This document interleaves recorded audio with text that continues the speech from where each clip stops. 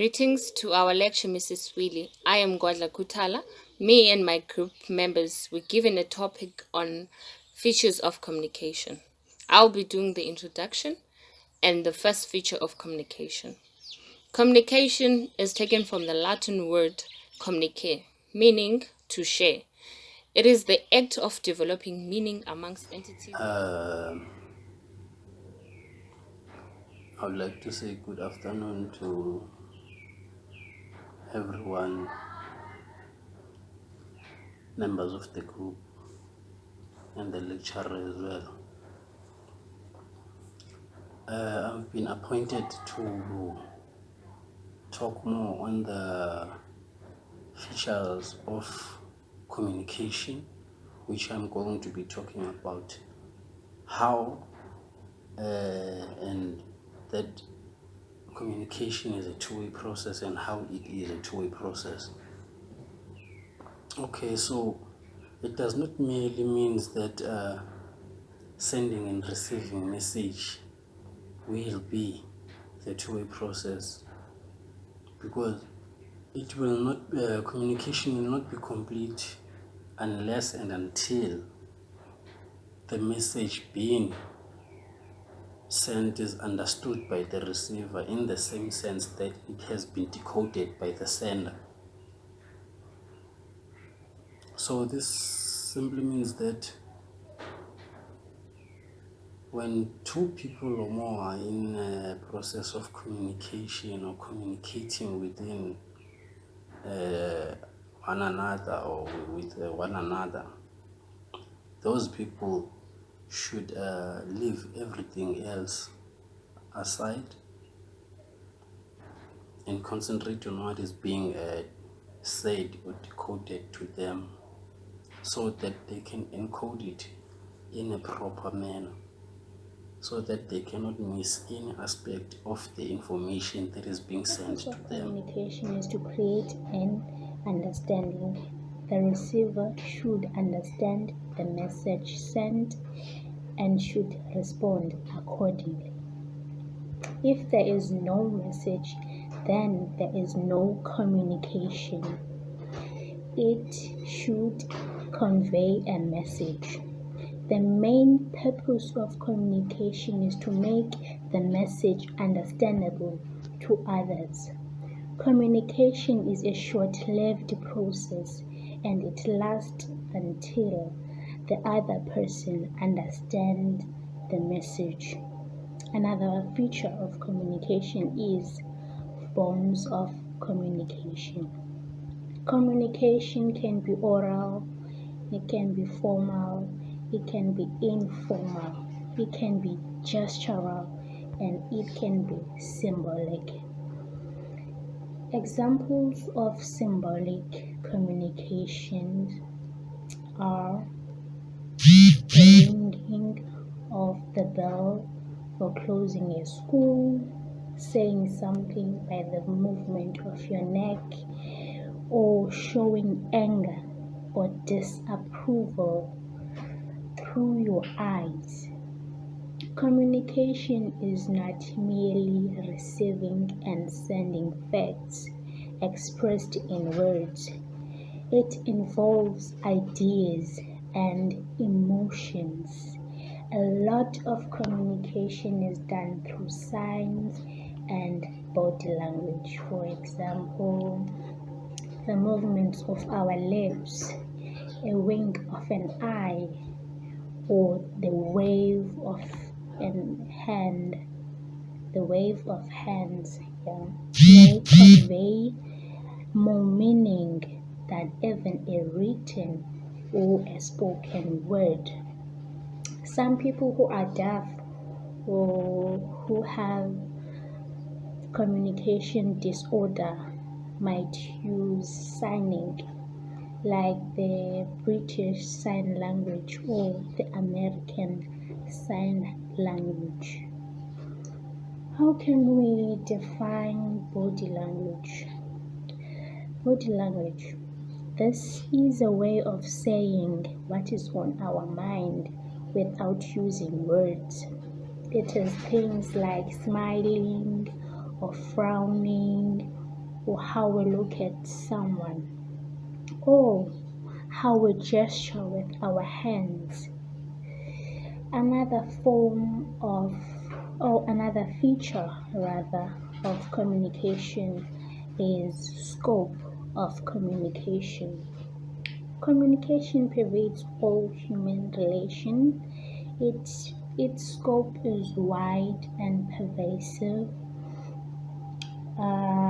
It, wide and pervasive from cradle to grave. Human beings are seemed to be engaging in communication.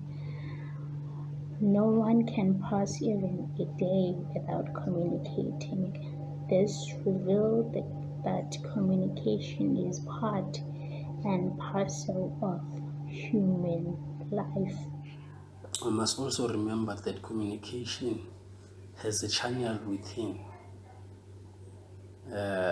So if that channel is being disturbed, then the message that is supposed to be received and understood will not be understood in the correct manner.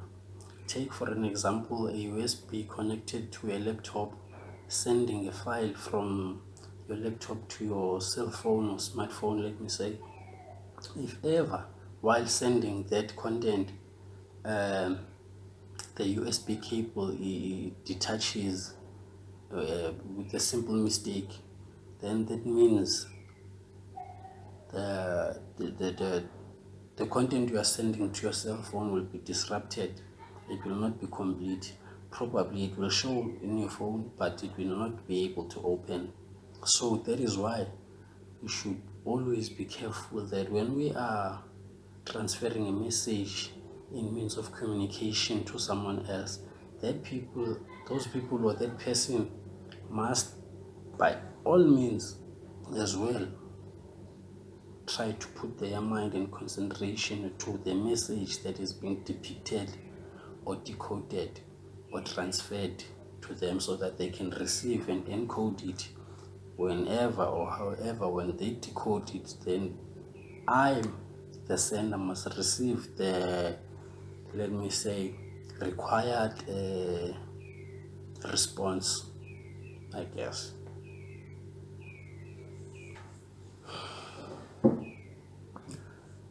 Communication, we should know that it is a dynamic process. How is it a dynamic process?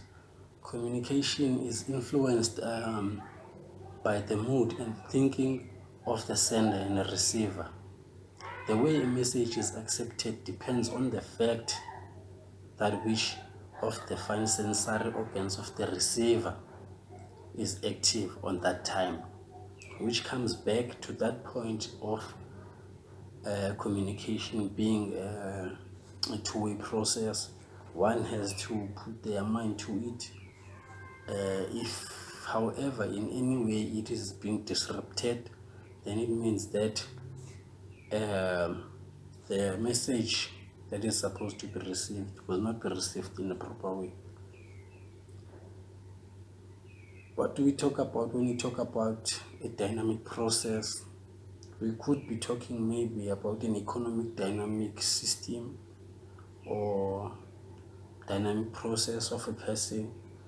An economic dynamic system, it changes time to time, and it is influenced by the change, by the time, and by other aspects that might be tampering with it in its continuation of time. So in that sense, if we compare economic dynamic system to a person who is supposed to be receiving a message in a communication, then in that way that person will not receive a proper message. Like we know, in an economic system we are promised 1 and 2, but you find out that instead of getting 2, those promises, you get a 6 or a 7, which is ridiculous in a way. If we are talking about an dynamic process of a person, then we'll be talking about a positive attitude person, meaning that this person will be into what he is or she is into at that specific time. So in this way, if we put that positivity to the message that is being said to us, not forgetting that we are talking about communication, receiving and sending a message. So if we are putting our minds, we're being positive, putting our minds to what is being said to us and what we're supposed to be receiving, then I'm sure in any case that one would receive and respond in a required or supposed manner. Thank you. Greetings to you all. My name is Mwazis Lungila. I'll be discussing communication is inevitable, which means that in a situation where there are other people in the scene, even if one doesn't wish to communicate with others, they will nonetheless be in some form of communication with them. Some may ignore others or refuse to speak with them. That is another way of communicating. Refusing to speak with others means you are mad at them or just not in the mood. Every action conveys a message. Communication is a goal-oriented process. The goal may vary from setting to setting. For example, in teamwork, communication is used as a tool to achieve a certain goal. Managers and leaders often communicate to engage and motivate the employees to remain focused towards the given task. I thank you. Of communications. Communication is a conventional. Communication set up a link between facts, ideas, and thus helps the communicator and the communication to progress logically. It is continuously and an unending process. Communication is interdisciplinary science. In order to communicate to be effective, it has to derive knowledge from several sciences like anthropology, study body language, sociology, study of human behavior, physiology, study of attitude, and etc. Greetings to you all. My name is Emihle Nkwazi and I'm going to be presenting to you the features of communication. Its primary is to motivate a response. Communication motivates a response or influences human behavior. There is no doubt that motivation comes from within, but the communicator must also be able to draft the message to the community. To create understanding, communication must be relevant to all situations. It flows up and down and from side to side. Communication flows downward from superior to subordinate and upwards from subordinate to superior. It also flows between two or more people in the same level of authority. It dispels misunderstanding between people. One major benefit about communication is that it solves conflicts. Conflicts which may be caused by misunderstanding or poor connection. The only way to solve conflict is to communicate effectively. I thank you. In conclusion, the world is becoming more and more complex these days. One important way of overcoming these complexities is communication. Schools, organization, and the environment use communication to work better. We write emails, facilitate meetings, participate in conference calls, create reports, devise presentation, debate with class or colleagues. List goes on. We spend almost our entire day communicating. Let us use this viral tool to be productive. Thank you very much.